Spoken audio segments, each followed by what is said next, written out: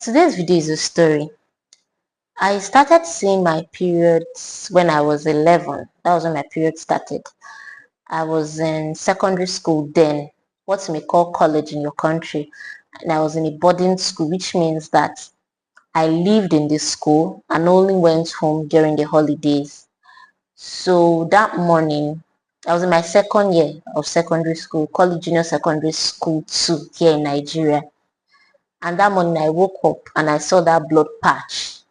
I wasn't scared because before I gained admission to do my secondary school education, my mom had called me when I was going off to school.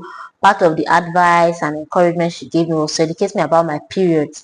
And then she told me that a point will come in my life and I would find blood coming out from my vagina. And this is not because of any hurt or that have been violated, but it's as a result of the journey of becoming a woman, transiting from a girl and becoming a lady.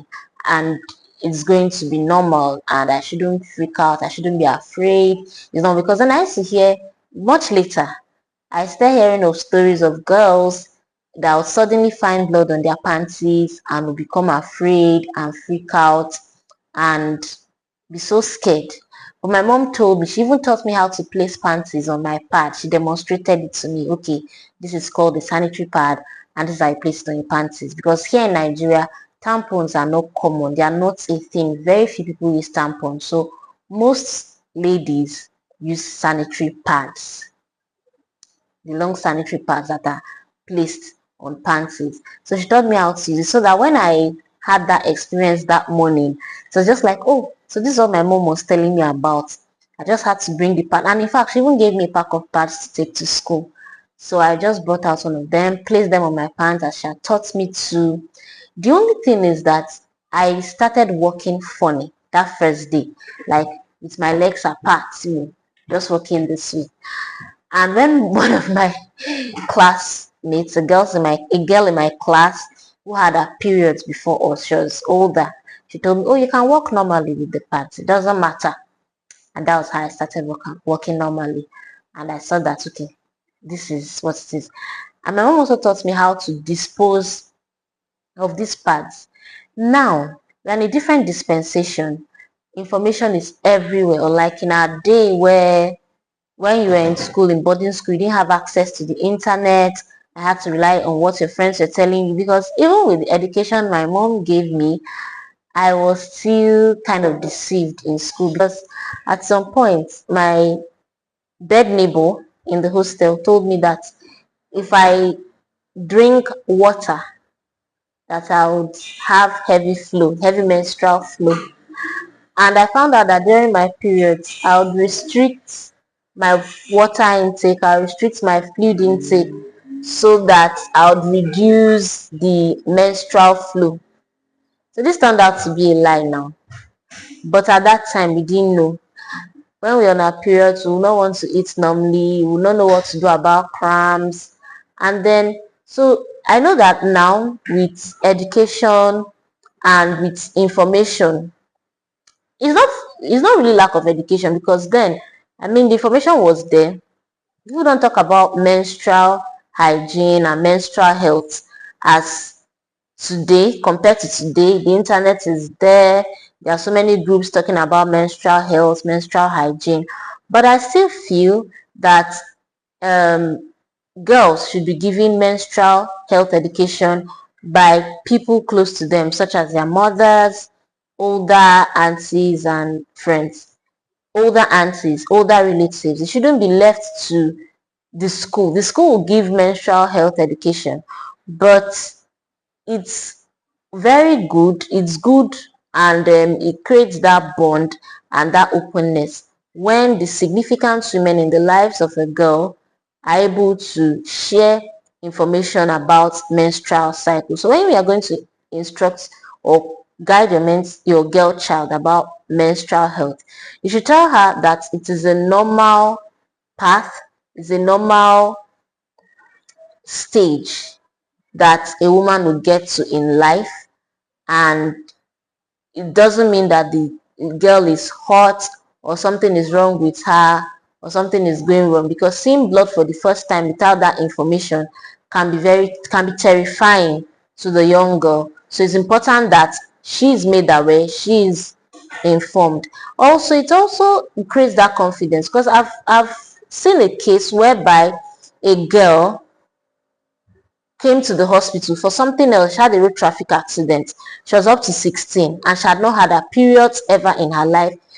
And she hadn't told her mom, she hadn't told anybody, even though her mom is a medical doctor. She had never mentioned it to her mom that she had not seen her periods ever in her life.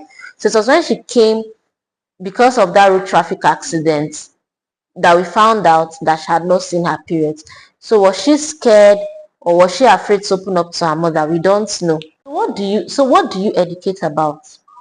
You educate about the normalcy and the physiology of menstrual cycle. You make them know that it is normal, that the first thing that will happen with puberty, with becoming an adolescent, a teenager, is that they'll feel the pain and the enlargement, so to speak, the thickening of their chest walls, and it may be painful. And then soon after that, they'll notice hair in their pubic area and under the armpits, and finally they would have periods. They may already know this, but it creates that kind of confidence and bond when it's coming from you, their mother. Also, tell them about menstrual hygiene, how to take care of themselves, how to place a pad or a tampon, the number of times to change, 3 times a day, after bath in the morning, in the afternoons, and at night when going to bed, and that the change can be more frequent depending on how heavy the periods are. But they shouldn't wait until their pads are filled up and soaked to get a change. It's also good to advise on proper disposal of pads. Some people flush the whole pads into the toilet, and you know that some parts of the pad have plastic material, rubber materials that are not degradable, so they end up blocking the sewage system. The pads should be properly wrapped and with old newspapers if available, or um, old papers, wrapped properly and disposed properly. Proper ways sanitary pad disposal is an issue, so they should be told and educated about that. How about myths about periods? Myths about periods, how when you're in your periods, you're unclean, you're dirty, you cannot do certain things. Those should be disabused. Menses is such a natural event in a woman's life. Also, counsel your girl child. Tell her that there may be times when she may feel have some mood swings around her periods. It doesn't mean she's abnormal. It doesn't mean that something is wrong with her mentally. But these are cyclical. By cyclical, I mean things that happen every month. There may be mood changes.